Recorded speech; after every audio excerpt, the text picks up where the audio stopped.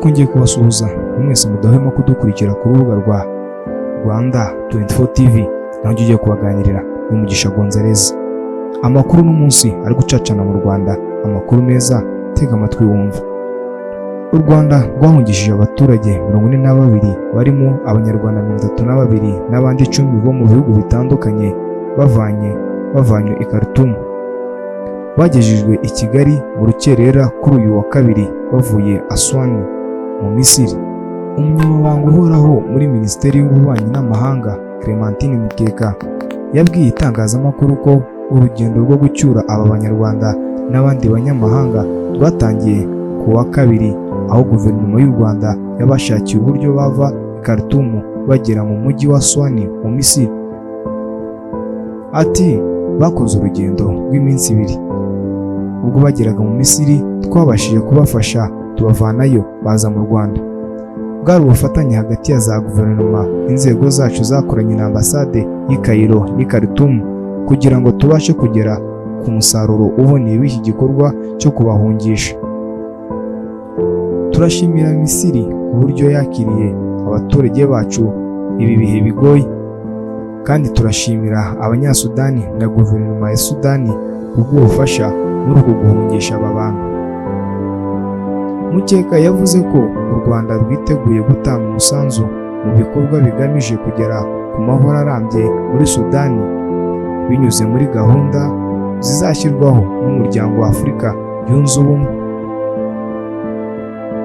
Mu baturage bagejejwe i Kigali harimo Abanyasiriya 5, Umurundi 1, Umunyakenya 1, Abanya-Uganda 2, Umunyanigeriya n'Abanyarwanda 32.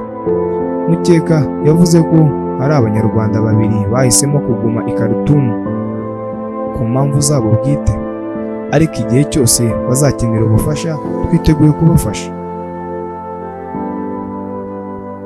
Umunyakenya Ogendo Daniel Ogenga washakanye n'Umunyarwanda n'umwe mu bahungishijwe yavuze ko ku itariki 15 Mata mu gitondo abantu bari kwitegura gutangira umunsi, cyane ko hari mu mpera z'icyumweru, aribwo batangiye kumva urusaku rw'amasasu batazi aho ruturutse.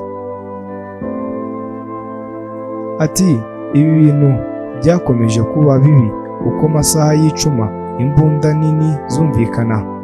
Byari ibintu bigoye kuba mu mujyi, aho muri uwo mujyi utashoboraga kujya ku isoko, ku kibuga cy'indege guhunga byasaga n'ibidashoboka. Ndashimira Imana na guverinoma y'u Rwanda. Buri gihe iyo ndi mu Rwanda n'iyo ndi hanze yarwo mba ndi kumwe n'Abanyarwanda. Ikintu cya mbere twakoze kwari ukwiyandikisha kuri ambasade y'u Rwanda i Khartoum tukegera muri Sudani. Baradufashije mu buryo butandukanye. Turi hano kubera guverinoma y'u Rwanda, Rwanda Air, Minisiteri y'Ububanyi n'Amahanga, ambasade na ambasaderi.